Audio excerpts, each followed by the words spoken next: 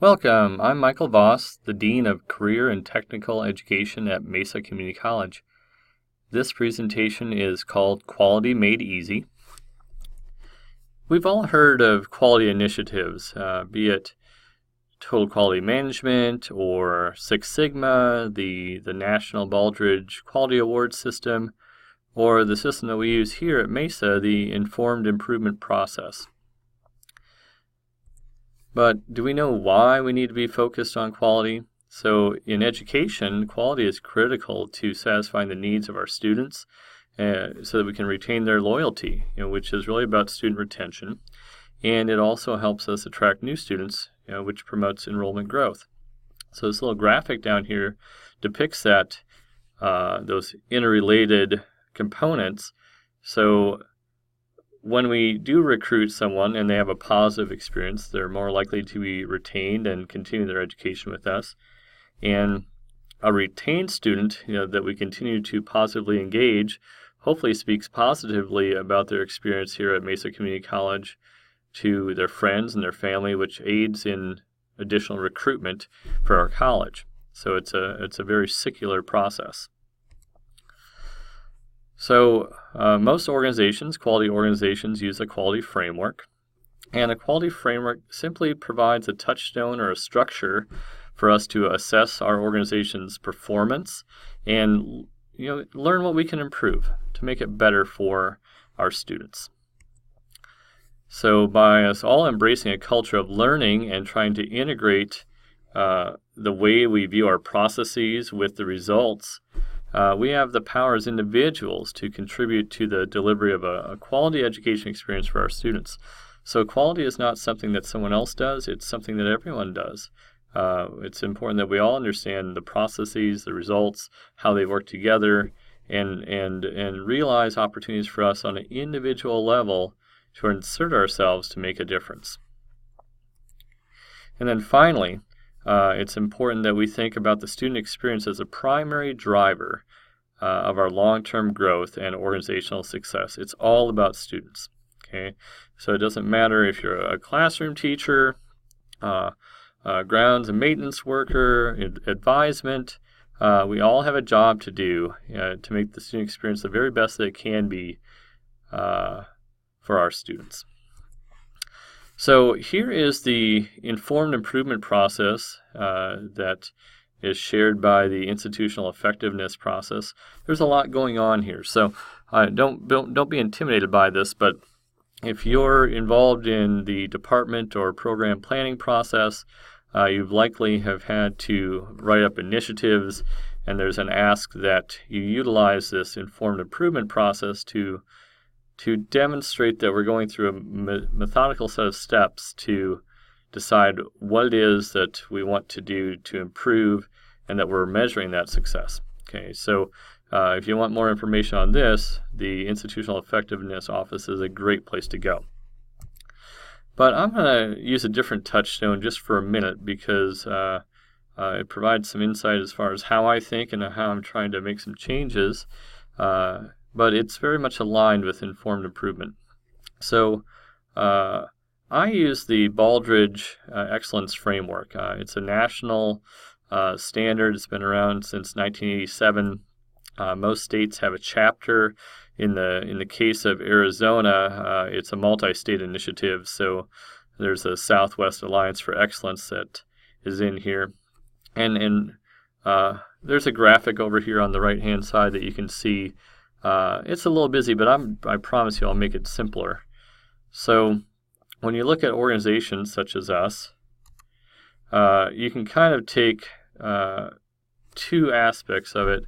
And on one side here, you see the sort of a leadership orientation or a leadership triad. So these are some general process areas that organizations look at. What's the leadership methodology, the mission, the vision, the values, the strategies, who are the customers? Do they clearly understand who their market is? And then the other side of the triad here is really more results focused, and workforce would be the faculty, the employees that work here, and what processes do we have to support them. Operationally, what processes are we using, and then ultimately what are the results, and having a culture of learning and measuring and analyzing and managing all that knowledge so that we can have cycles of improvement. This is not the super simple part, by the way. Okay, but this is another framework similar to the II framework we just looked at a second ago. Here's the super simple part. So when you think about any process, doesn't matter what process it is, if you want to be a quality organization, you need to have ADLI, and we'll go through each element of ADLI.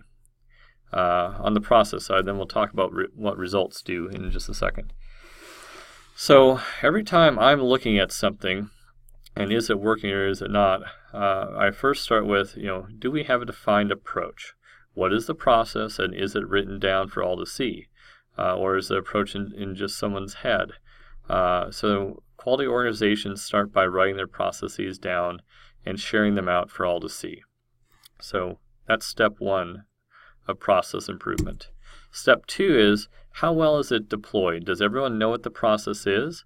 And then do they follow it? Is it consistent? It's kind of like when you go to McDonald's, you may not like the quality of the burger all the time, but that quality is consistent, across the board, across the nation, across the world for the most part.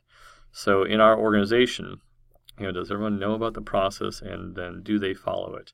And on the customer side, on the student side, do the students get a consistent experience?